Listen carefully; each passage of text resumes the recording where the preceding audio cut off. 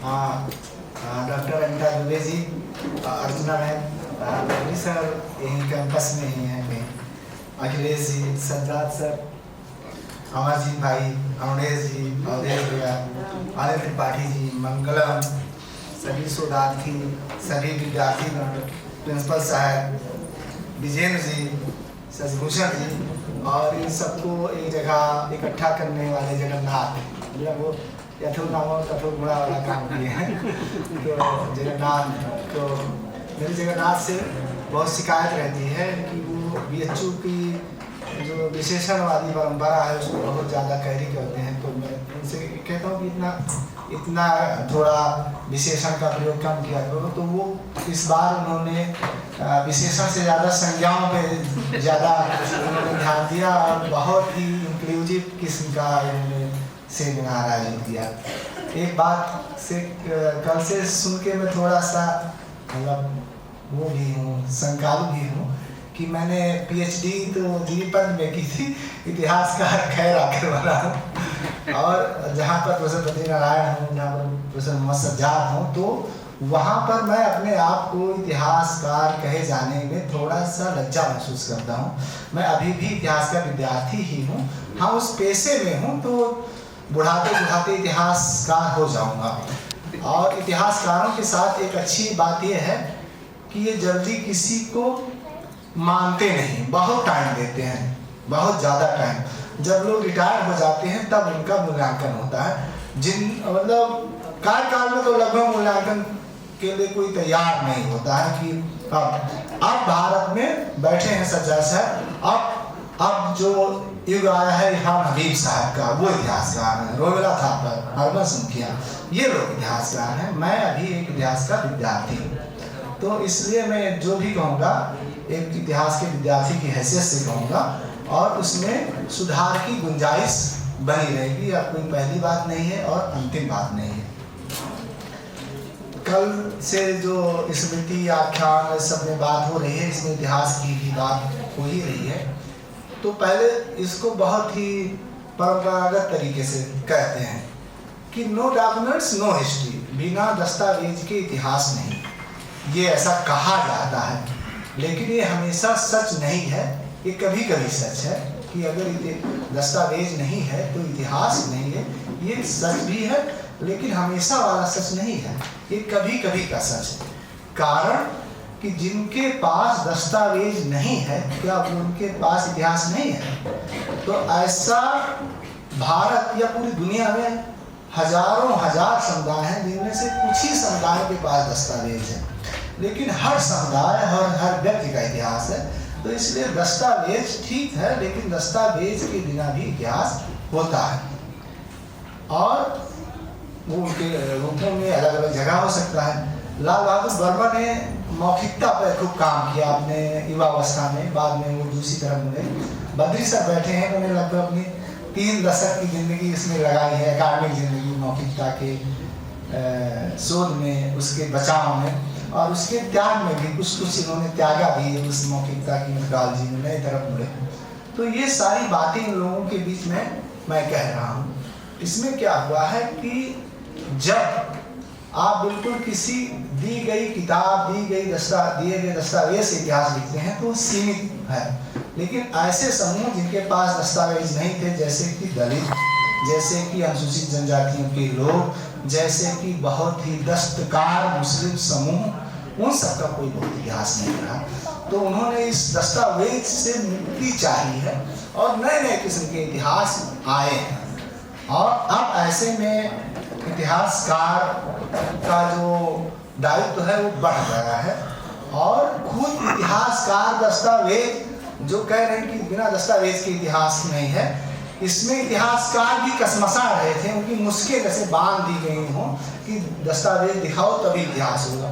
तो इतिहासकार भी उस दस्तावेज से समय समय पर मुक्ति चाह रहे हैं कि दस्तावेज के बाहर की भी दुनिया इतिहास में आनी चाहिए। वो कैसे? तो इसलिए दस्तावेज के बाहर एक स्टेट कंट्रोल्ड, एक करिकुलर प्रेस्क्राइब्ड इतिहास से बाहर इतिहास खोजा जा रहा है। तो इसलिए इतिहास अब एक ऐसी विद्या के रूप में बढ़ रहा है जहाँ पर दूसरी दूसरे किस्म के ज्ञान अनुशासनों को बहुत ही श्रद्धा से देख रहे हैं इतिहासकार कि उनसे सीखा जाए। जैसे दूसरे विषय के लोग इतिहास से सीख रहे हैं, ऐसे इतिहास के विद्यार्थी भी उनसे सीख रहे हैं।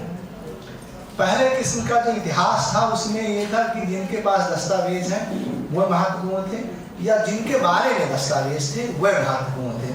और ये दस्तावेज की बात प्रिंटिंग टेक्नोलॉजी के आने के बाद ज़्यादा शुरू हुई, और जब ये तथ्य स्थापित हो गया कि प्रिंटिंग टेक्नोलॉजी ने सब अच्छा ही नहीं किया है, बहुत सारी चीज़ों को दर्ज करने के नाम पर उसको बहुत ही जड़बद्ध भी कर दिया है। तो कहा गया कि नहीं, दस्तावेज से बाहर, प्रिंटिंग मटेरियल से बाहर पांडुलिपि वाला एक इतिहास है। पांडुलिपियाँ खोजी जाने लगी, अरबी की, फारसी, भारत में अरबी फारसी के विद्वान बहुत कम है, तो फारसी वाला बाईपास कर देते हैं।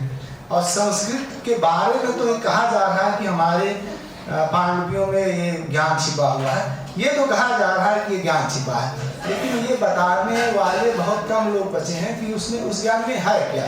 जैसे पांडुलिपि मिशन 2004 में शुरू किया गया था, तब मैं MA कर रहा था, तो एक वॉलंटियर के रूप में मैंने वहाँ काम किया था अयोध्या के मंदिरों में। तो वहाँ बहुत सारी चीज़ें हाथों से लिखी गई हैं, तो उसका एक दस्तावेजीकरण हुआ, कुछ स्कैन भी हुई, तो एक जो है इस तरीके का भी ज्ञान बाहर पड़ा हुआ है, उस पर भी लोग कभी कभी काम करते हैं। तो दस्तावेजों का ज्ञान, पांडुलिपियों का ज्ञान ये है, लेकिन ये सब एक सीमित सामाजिक सच और एक सीमित आवाज को ही रिप्रेजेंट कर पाने में सक्षम है। बाकी लोग जो इन पांडुलिपियों में नहीं है, या प्रिंटिंग मटेरियल में नहीं है, या जो किसी अभिलेखागार में नहीं है, उनका क्या होगा।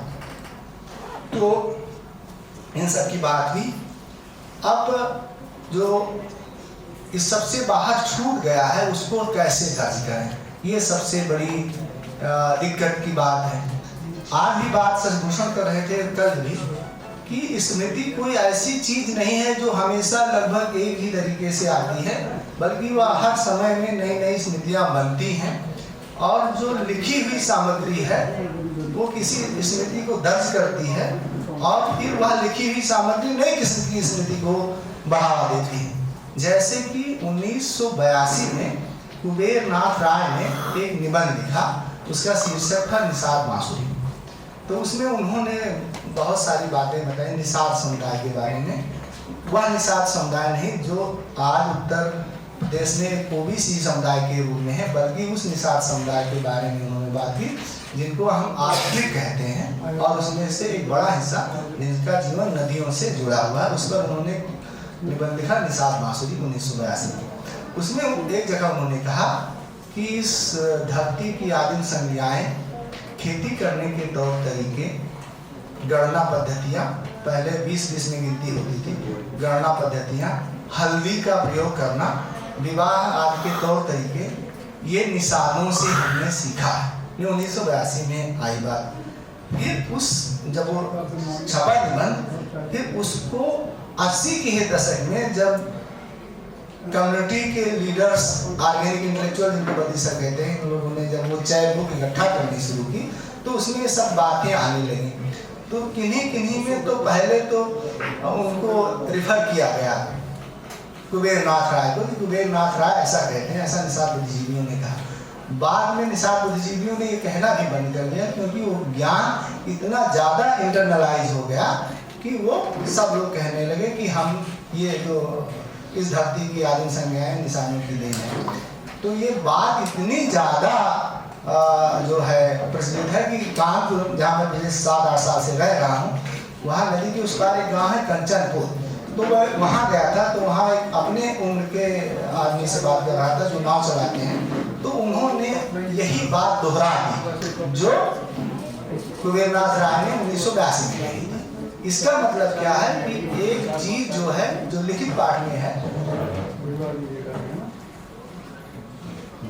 जो लिखित पाठ में है, वो जो है लोगों के मौखिक स्मृति का हिस्सा बन जाता है। एक तो तरीका ये हुआ, लेकिन दूसरा तरीका जो एकलव्य की कथा है, उसको किसी को बताने की जरूरत नहीं पड़ी, वह आया। और उससे भी बड़ी बात जो कि महर्षि वेद व्यास हैं, उनके बारे में तो पूरा जो भारत की आख्यान परंपरा है उसको कोई ओन करे या ना ओन करे, लेकिन उसको निषाद अपनी आख्यान परंपरा मानते हैं। इसी तरीके से रामायण में जो वाल्मीकि खुद एक लेखक है और खुद उसके पात्र भी हैं, उनको भी दलित समुदाय का एक बड़ा हिस्सा अपना मानता है। तो एक ही साथ वो लिखित और मौखिक पाठ के बीच में, स्मृति के बीच में संचरण करते रहते हैं। जैसे समझ लीजिए कि स्मृति पानी है, उसी के इर्द गिर्द लोग आ जा रहे हैं। इस तरीके की बातें हो रही हैं लंबे समय से। तो एक बात ये हो गई। अब इस जो ऐसा ही मामला हुआ महाराणा प्रताप के साथ।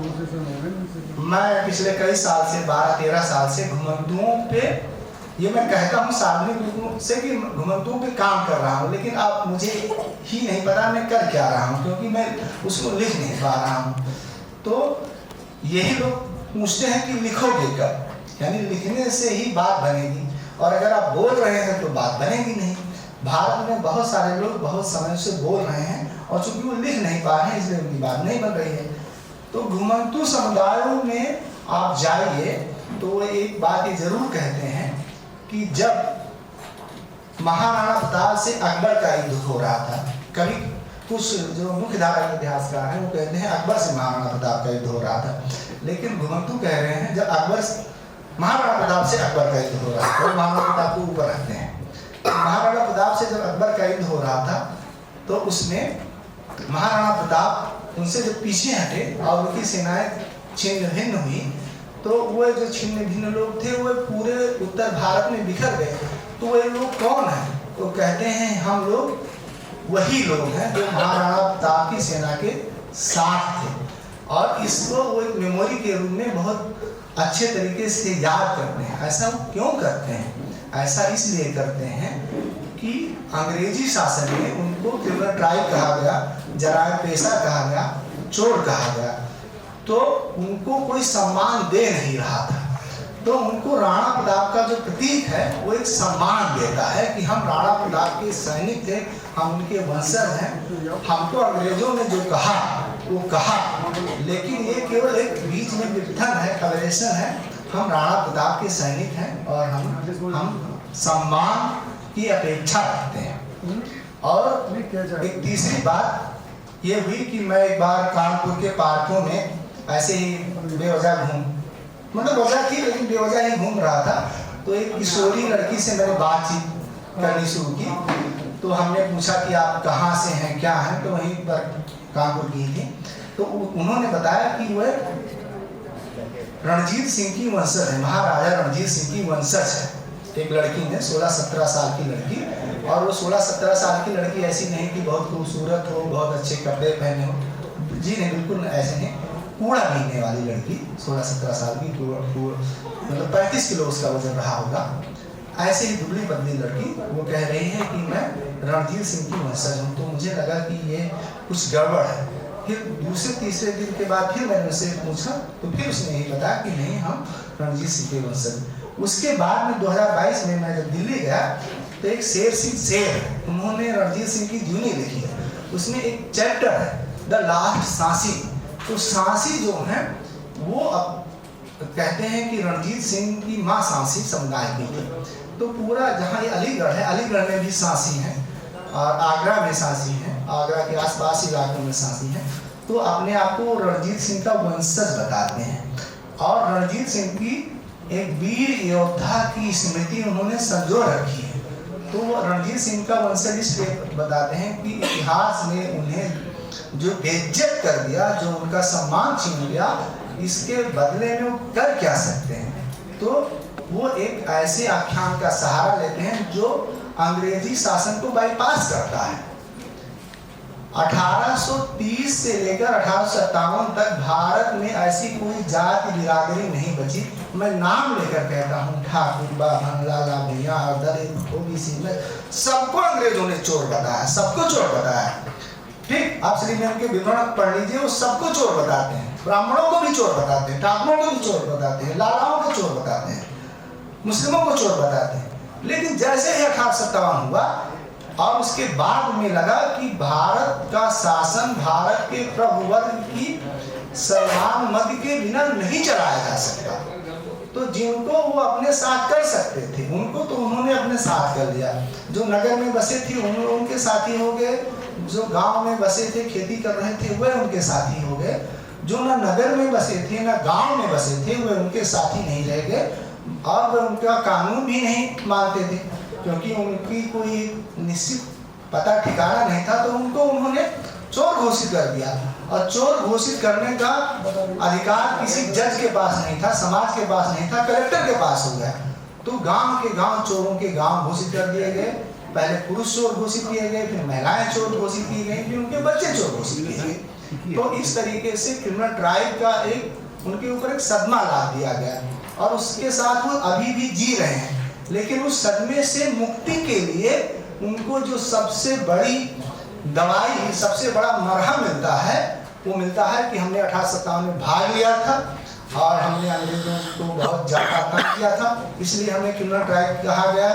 या हम महाराजा रणजीत सिंह के वंशज हैं, हमारा सम्मान करो, या हम राणा प्रताप के वंशज हैं, हमारा सम्मान करो, या हम वीर हैं, हमारा सम्मान करो। तो वो इतिहास से इस तरीके के आख्यान लाते हैं। दूसरी खास बात जो ये है कि इधर बात तो ये कही जा रही है कि इतिहास लेखन को विस्तृत किया जाए और इतिहास में वो बातें लाई जाएं जो पहले नहीं लिखी गई। मसलन किसी समाज का मूल्य बोध कैसे काम करता है। तो जैसे ये फैशन भी है, बात सही भी है कि हमारे समाज का, जैसे जो रामायण के प्रशंसक हैं जिन्होंने रामायण पढ़ा है या रामचरितमानस पढ़ा है, वो कहते हैं कि हमारे समाज का मूल्य रामायण निर्धारित करता है, महाभारत निर्धारित करता है, या कुछ लोग कहते हैं गीता निर्धारित करती है, कुछ लोग कहते हैं मनुस्मृति निर्धारित करती है, कुछ कहते हैं पुराण, कोई कहता है पुराण, ये सब निर्धारित करते हैं। तो मुख्य धारा के ग्रंथ और धर्म ग्रंथ किसी समुदाय का मूल्य बोध निर्धारित करते हैं। ये इतिहासकारों और साहित्यकारों के बीच में मान्यता है। लेकिन इसके परे जिनका कोई ऐसा लिखित पाठ नहीं है, वह अपना मूल्य बोध कैसे निर्धारित करते हैं? तो वह अपनी कहानियों, किस्सों, इससे अपना मूल्य निर्धारित करते हैं। मैं एक छोटी सी कहानी सुनाऊं।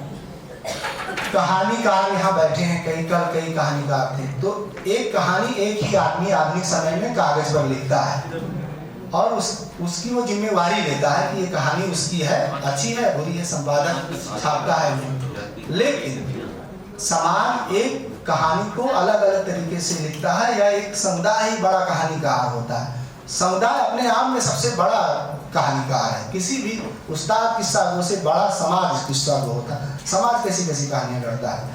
तो जो कमजोर समाज है वो एक कहानी गढ़ता है। तो कानपुर में एक रनिया जगह है, वहाँ पर हमने पिछले कई साल गुजारे हैं। तो 10-12 गांव हैं सपेरों के, तो वो कहानी सुनाते हैं, और वो कहानी 3-4 महिलाओं ने अलग अलग हिस्सों में सुनाई। उसको मैं जोड़ के छोटी सी कहानी सुना रहा हूँ। यह है, एक बूढ़ा था, एक नौजवान था। बूढ़ा सपेरा, उसको सांप पकड़ने में महारत हासिल थी, और दूसरा वो भविष्य सबका पढ़ लेता था माथा देखकर। तो भविष्य जानने में सबकी रुचि है, तो सब उसको भविष्य जानने के लिए आते और खूब आते उसके पास। और बहुत जब भीड़ होने लगी तो उसने अपने समुदाय के नौजवान को कहा कि तुम भी मेरे साथ आ जाओ, तुम भी लोग